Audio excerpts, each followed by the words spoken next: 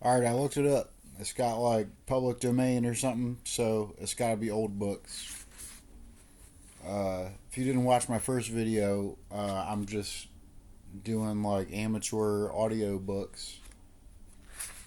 I know I said I would do a practice run without you guys to like make sure it'd be better, but I'm just gonna try going raw again. This one's called Fiesta by Ernest Hemingway. This book is for Hadley and for John Hadley Nicanor. I hope I'm being loud enough. No character in this book is the portrait of any actual person. Book 1. Robert Cohn was once middleweight boxing champion of Princeton.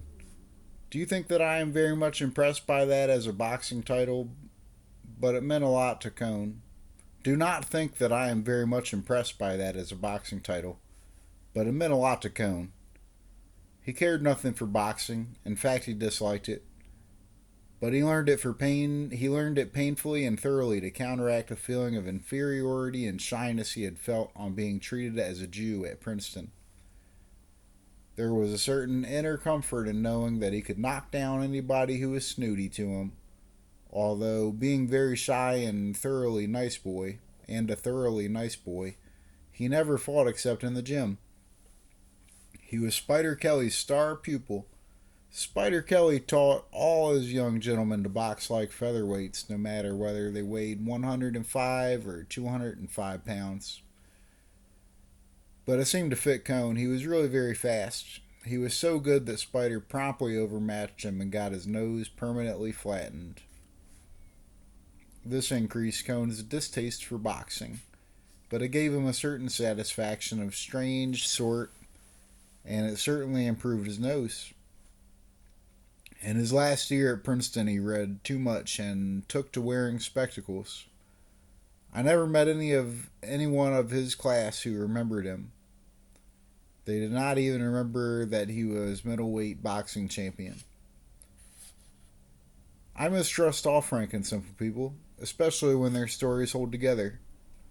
And I always had a suspicion that perhaps Robert Cohn had never been middleweight boxing champion, and that perhaps a horse had stepped on his face, or that maybe his mother had been frightened or seen something, or that he had maybe bumped into something as a young child. But I finally had somebody to verify the story from Spider Kelly.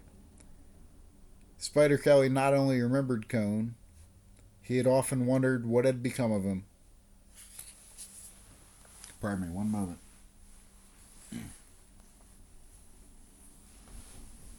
Misplaced something.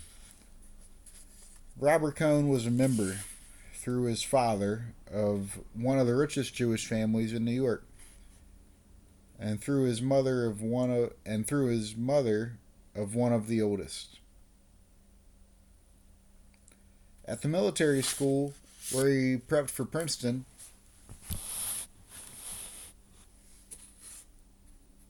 and played very good end on the football team. Played very good end on the football team. No one had made him race conscious. No one had ever made him feel he was a Jew, and hence any different from anybody else until he went to Princeton. He was a nice boy, a friendly boy, and very shy, and it made him bitter. He took it out in boxing, and he came out of Princeton with painful self consciousness and the flattened nose, and he was married by the first girl who was nice to him. He was married 5 years, had 3 children, lost most of the $50,000 his father left him, and the balance of the estate having gone to his mother, hardened into a rather unattractive mold under domestic unhappiness with a rich wife, and just when he had made up his mind to leave his wife, she left him and went off with a miniature painter. As he had been thinking for months about leaving his wife and had not done it because it would be too cruel to deprive her of himself, her departure was a very healthful shock. The divorce was arranged, and Robert Cohn went out to the coast. In California, he fell among literary people, and as he still had a little of the 50,000 left. In a short time, he was backing a review of the arts. The review commenced publication in Carmel, California, and finished in Provincetown, Massachusetts. By that time, Cohn, who had been regarded purely as an angel and whose name had appeared on the editorial page merely as a member of the advisory board, had become the sole editor. It was his money, and he discovered he liked the authority of editing. He was sorry when the magazine became too expensive and he had to give it up. By that time, though, he had other things to worry about. She had been taken in hand by a lady who hoped to rise with the magazine. She was very forceful, and Cohn never had a chance of not being taken in hand. Also, he was sure that he loved her. When this lady saw that the magazine was not going to rise, she became a little disgusted with Cohn and decided that she might as well get what there was to get while there was still something available. So she urged that they go to Europe, where Cohn could write. They came to Europe, where the lady had been educated, and stayed 3 years. During these 3 years, the first spent in travel, the last 2 in Paris, Robert Cohn had 2 friends, Braddock's and myself. Braddock's was his literary friend, I was his tennis friend. The lady who had him, her name was Frances. The lady who had him, her name was Frances. Found towards the end of the second year that her looks were going, and her attitude towards Robert changed from one of careless possession and exploitation to the absolute determination that he should marry her. During this time, Robert's mother had settled an allowance on him, about $300 a month. During 2 years and a half, I do not believe that Robert Cohn looked at another woman. He was fairly happy, except that, like many people living in Europe, he would rather have been in America, and he had discovered writing. He wrote a novel, and it was not really such a bad novel as the critics later called it, although it was a very poor novel. He read many books, played bridge, played tennis, and boxed at a local gymnasium. I first became aware of his lady's attitude towards him one night after the 3 of us had dined together. We had dined at La Avenues, and afterwards went to the Cafe de Versailles for coffee. We had several fiends. It's spelled fines. We had several fiends or fines after the coffee, and I said I must be going. Cohn had been talking about the 2 of us going off somewhere on a weekend trip. He wanted to get out of town and get in a good walk. I suggested we fly to Strasbourg, and walk up to St. Odile, or somewhere or other in Alsace. I'm butchering all these pronunciations. I know a girl in Strasbourg who can show us the town.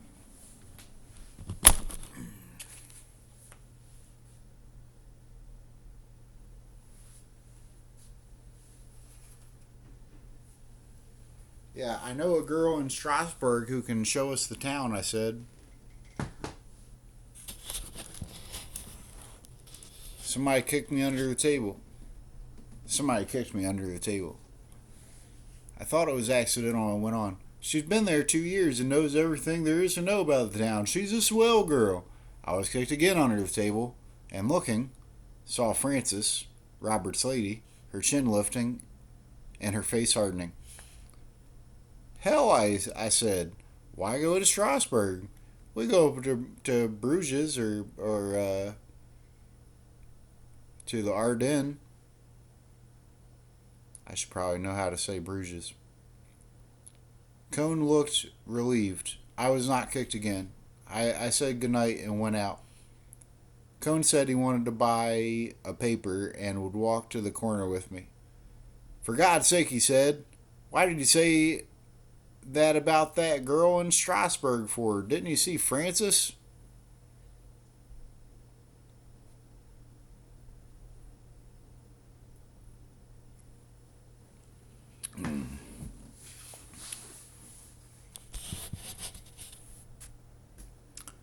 No, why should I? If I if I know an American girl that lives in Strasbourg, what the hell is it to Francis? It doesn't make any difference. Any girl. I couldn't go, that would be all. Don't be silly. You don't know Francis. Any girl at all. Didn't you see the way she looked? Oh well, I said, let's go to Senli. Don't get sore. I'm not sore. Senli is a good place, and we can stay at the Grand Surf and take a hike in the woods and come home. Good, that will be fine. Well, I'll see you tomorrow at the courts, I said. Good night, Jake, he said, and started back to the cafe. You forgot to get your paper, I said. You forgot to get your paper, I said. That's so. He walked with me up to the kiosk at the corner. You're not sore, are you, Jake? He turned with the paper in his hand. No, why should I be? See you at tennis, he said. I watched him walk back to the cafe holding his paper. I rather liked him, and evidently she led him quite a life. That's the first chapter. I don't know if I'll finish that one or not. Seems good. It deserves a better reading. I wasn't really. Yeah. I'll do better next time. These are still practice runs. I don't know why I'm even uploading them.